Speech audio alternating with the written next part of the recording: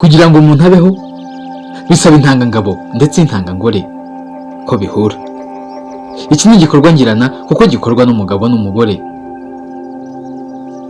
Igihe umugore ari mu gihe cye cy'uburumbuke agakora imibonano mpuzabitsina idakingiye, nta kabuza ko habaho hari amahirwe menshi yo gusama. Abantu benshi bagerageza gupanga igitsina cy'umwana bazabyara, ndetse akenshi ugasanga biri no mu byifuzo byabo.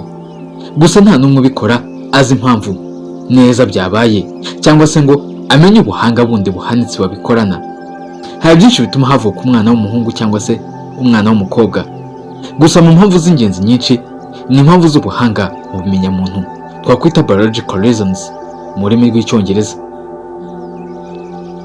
Tugendeye kuri ibi rero, reka turebere hamwe icyo wakora uramutse ushaka kubyara umuhungu cyangwa se umukobwa. Nk'ibisanzwe muri kumwe nanjye Muhire Jean Pierre ku cyegeranyo. Kora subscribe ndetse na share kugira ngo ukomeze kubona ibiganiro byacu uri uwa mbere. Ugomba kubuza umunsi wawe wa nyawo w'uburumbuke cyangwa se ovulation mu by'ifaransa, cyangwa se umunsi intanga yawe irekurirwaho niba uri umukobwa cyangwa se umugore. Hanyuma ukitegura kumara iminsi nk'itatu utabonana n'umugabo mbere y'uko intanga irekurwa.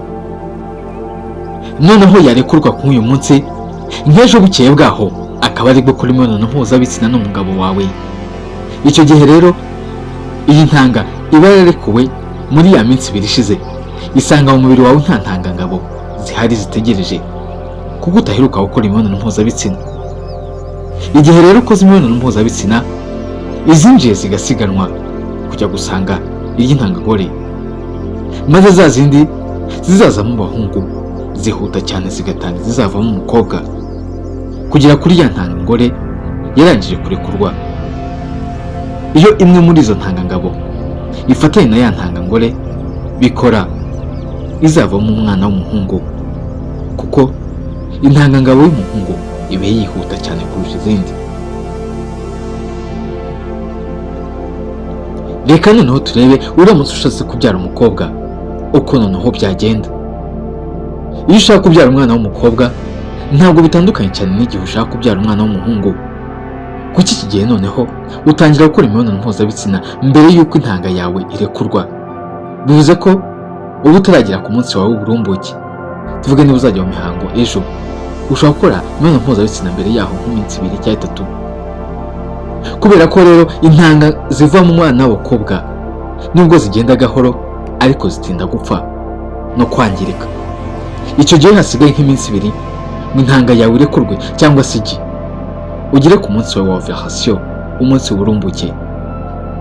Wahagarika gukora imibonano mpuzabitsina kugeza igihe iminsi yawe y'uburumbuke izarangirira. Iyo wabigenje gutya ugize amahirwe akenshi ubyara umwana w'umukobwa, kuko ya ntangangabo iba yaje igategereza yuko ryagira irekurwa. Intangangabo yo ntabwo itegereza ko ipfa vuba.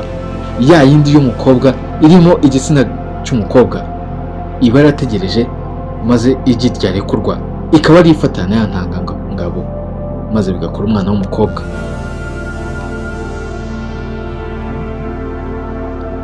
Ese hari ibyo warya maze ukabyara igitsina runaka? Reka ibi nabyo tubikubwireho. Ibi ni ibintu abenshi bakunda kwibazaho, ariko iyo witegereje uko abantu ku isi babayeho, usanga uduce twose tw'isi batarya ibiribwa bimwe. Nyamara iyo urebye imibare y'abatuye ibihugu, usanga akenshi umubare w'abakobwa uba uruta gato umubare w'abagabo. Bityo ibi bikerekana ko nta biryo byaba bitera abantu kubyara igitsina runaka, kuko iyo bigenda bityo haba hari agace ku isi wabasanga kabyara abakobwa gusa, cyangwa se akandi kakabyara abahungu gusa bitewe n'ibyo barya. Nyamara nta na rimwe bigeze bibaho kuri iyi si ya rurema kuva yahangwa. Gusa ibi ngibi ntibibuza ko ngo niba ushaka gutwita umuhungu bakugira inama y'uko mu mezi 6 mbere y'uko usama wakunda kurya ibiryo byiganjemo calcium na magnesium, bityo ukagabanya imyunyu na potassium. Bati muri ayo mezi 6 wakunda kunywa amata n'ibiyakomokaho, hanyuma ukirinda ibiribwa bifite umunyu mwinshi. Igihe uri muri gahunda yo gusama umukobwa mu mezi 6 ya mbere yo gusama inda, ngo noneho ugasa n'uwirinda ibiribwa twari twavuze haruguru ukabicurika. ni ukuvuga hejuru ngo ugakunda gufata ibiribwa bikeneye kuri calcium na magnesium ariko kandi bifite umunyu uhagije. Burya ngo gufata amafunguro nk'iri amezi 6 mbere yo gusama ubifatanyije no kurya no kuriya kumenya kurya neza ndetse no kumenya umunsi w'irekurwa ry'intanga yawe n'igihe warakura gukora imibonano mpuzabitsina. Burya ngo gufata amafunguro nk'ayo mvuze haruguru mu gihe cy'amezi 6 mbere yo gusama ukabifatanya na kuriya kumenya umunsi w'irekurwa ry'intanga yawe n'igihe wakora imibonano mpuzabitsina ukurikije igitsina wifuza gusama, ngo byakongera amahirwe yo kubyara cyangwa se gusama igitsina wifuza. Ariko kandi ibi si ihame. Umwanzuro: kubyara umuhungu cyangwa umukobwa bisa naho bidashoboka kubishyira muri gahunda cyangwa se kubipanga mu yandi magambo. Ibi bigaterwa n'uko naho kuriya kugendera ku ntanga zihuta n'izigenda gahoro byaba ari ukuri, ari ikibazo nyamukuru cyo kumenya umunsi intanga ngo rizarekurwaho uwo ari wo mbere y'uko ugera, dore ko ariho shingiro ryo kubibara. Gusa ibindi iyo bashe kumenya babishobora gutanga amahirwe yo kubyara igitsina wifuza. Ikindi ni uko kugirwa inama ya biriya biribwa wafata, ariko kandi nta biribwa nyirizina bivugwa wafata kugira ngo bikongerere amahirwe yo kubyara igitsina runaka. Sesengura rero urasanga muri iki gihe umwana wese ashobora kukugirira akamaro, ababyeyi nk'uko n'undi yakagira, kandi umwana wese akaba ashobora kurumbira ababyeyi nk'uko n'undi yarumba, yaba umuhungu cyangwa umukobwa. Bikaba byiza rero kwishimira abana Imana yaguhaye, kuko burya ngo iraduha nitugura. Ibiganiro by'ubwenge nk'ibi, amateka, amakuru agezweho n'utuntu n'utundi, nta handi wabisanga atari ku cyegeranyo.